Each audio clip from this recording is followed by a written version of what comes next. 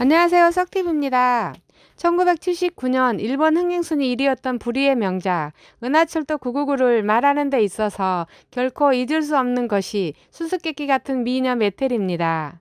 어머니가 기계 백작에 의해 살해된 소년 철이는 기계의 몸을 구해 기계 백작에게 복수할 것을 계획하면서 은하 여행을 떠나는데 어머니를 많이 닮은 모습의 메텔에게 철이는 반해버립니다. 다양한 별에 도착해 사람들을 보게 되지만 기계의 몸을 손에 넣었지만 후회하고 있는 사람, 철이처럼 기계 백작을 미워하고 있는 우주 해적 캡틴 하록 등 여러 가지 사정을 안고 있다는 걸 발견합니다. 메텔은 자상하기만 한 수호 천사가 아니라 남자의 인생을 확 바꿔놓는 판무파탈이기도 했습니다. 메텔의 비밀을 알기 전까지 순진무구한 소년이었던 철이는 경악하고 어른으로 성장합니다. 이것이 어른으로 가는 한 발짝 앞을 의미하는 숫자 999가 0이 된 순간이기도 했습니다. 철이는 영원한 생명이 보장된 기계의 몸을 손에 넣기에 떠났지만 여행을 계속 하다 보면 한순간의 시간을 열심히 사는 것은 영원한 생명과 같은 가치임을 말해줍니다. 철이의 영원한 어른으로 성장해 가는 여행길은 사람을 매료시키는 영원한 테마이기도 한 것 같다는 야후 재팬의 기사인데요. 일본에서 다시 방영이 시작된 은하철도 999에 대한 어떤 추억을 간직하고 있을까요? 지금부터 댓글 내용 살펴보겠습니다. 처음 친구랑 본 영화, 집에 돌아올 때 전철에서 자신도 999를 타고 있지 않나 하는 착각이 들 정도의 여운이 40년이 넘도록 잊혀지지 않는다. 고다이고 싱글을 사서 열심히 영어 가사를 외운 것도 그리운 추억입니다. 남자는 진다는 걸 알면서도 싸워야 할 때가 있다. 시간성에 돌격하겠다는 철이를 비웃는 놈들에게 하록이 던진 말. 지금도 마음에 와 닿는 그런 나도 싸우지 않았던 말일지도 몰라. 어릴 적 부모가 엄해서 사정사정해서 사온 999 만화책 한 권, 그것만으로도 열중했던 시절이었다. 지금 생각하면 당시로서는 대단한 세계관이구나 라고 순수하게 감탄하고 있다. 결국 메텔도 인간의 세포로 만들어진 기계화 인간이었다. 기계화 인간도 원래는 인간이었으니까 안드로이드가 아니라 사이보그지. 메텔은 기계 형성을 구성하는 부품 조달을 목적으로 하고 있던 여성. 실은 구테타를 핵책해 동지들을 보내오고 있었다. 그리고 마지막 조각이 철이었다. 극장판 은하철도 999는 제가 태어나서 처음으로 극장에서 본 영화입니다. 당시 초등학교 3학년이었던 나는 라스트 이별의 장면에서 울음을 터뜨리고 같이 갔던 친구에게 놀림을 받았던 기억이 납니다. 그리고 나서 머릿속은 자나깨나 999의 일색이며 용돈을 모아서 영화관을 4번이나 찾아갔고 메텔은 소년들이 영원히 동경하는 여자입니다. 요즘 세대들도 꼭 보셨으면 하는 작품입니다. 지적이고 신비하고 아름다운 메텔, 어릴 적부터 갈망했습니다. 그리고 옛날부터 궁금하기 짝이 없었던 것이 기계 백작이 갖고 싶을 정도의 미모의 어머니인 아들인 철이의 외모가 그것. 완전히 아버지를 닮았다는 것일까? 흑기사 얼굴은 본 적이 없거든요. 하지만 철이의 인품은 정말 좋아. 초등학교 시절 999에 빠져서 메텔은 동경의 존재였다. 재방송이 시작되던 날에 오프닝에 999가 라이트를 켜고 기적을 울리며 움직이는 것을 본 순간에 눈물이 났습니다. 40년이 지난 지금 다시 방송해 주시는 TVK에게 감사드려요.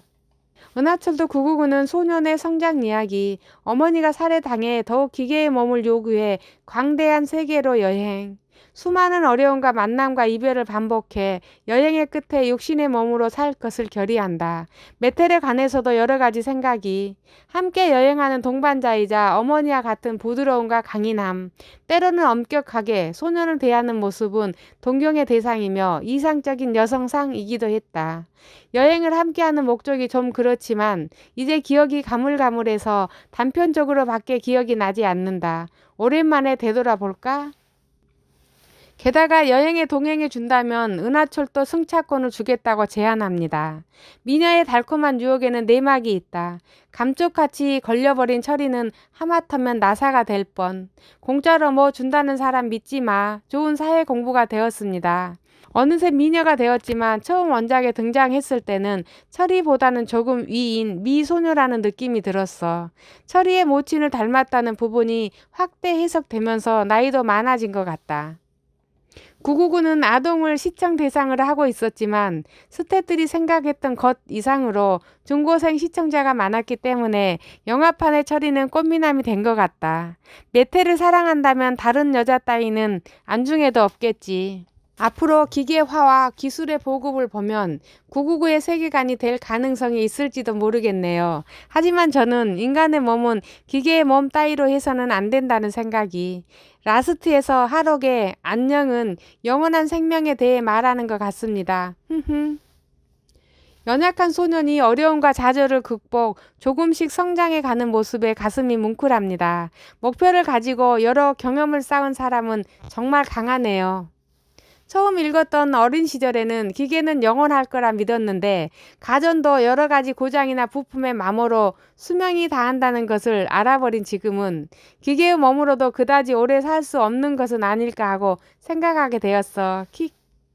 특히 당시는 기계라고 하면 정말로 기계 그 자체, 나사나 톱니바퀴 등 금속 부품의 집합체라고 하는 개념이었지만 지금은 거기에 컴퓨터가 들어가 있는 것이 많다. 그러면 오작동이나 해킹 등에도 시달리게 되고 귀찮을지도. 안녕 은하철도 999의 엔딩곡. 지금도 가끔 유튜브에서 듣고 있습니다. 어린 시절 어머니와 함께 영화관에 간 것이 지금도 생각나요. 덧붙여서 어머니는 생존해 계십니다.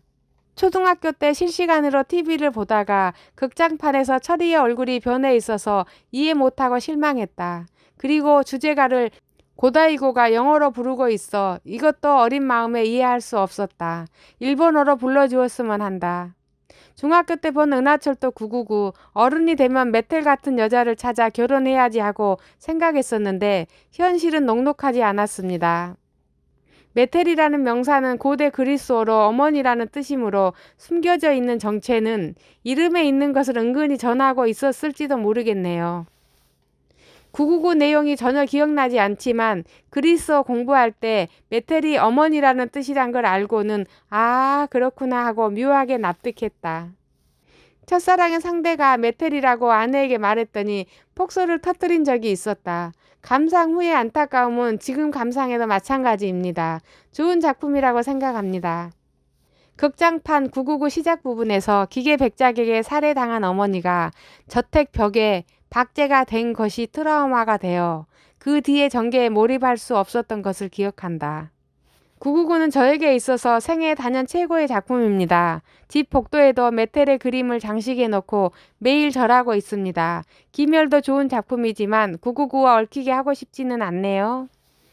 영화를 보고 감동해서 소설을 읽었던 초등학교 6학년 때 애니메이션의 세계에서 여주인공이라면 당연히 메텔이죠. 39에 1 더하면 1000. 인간은 항상 무언가를 원하고 마음은 999 따윈 없어. 인생은 은하를 건너는 39 같은 거야.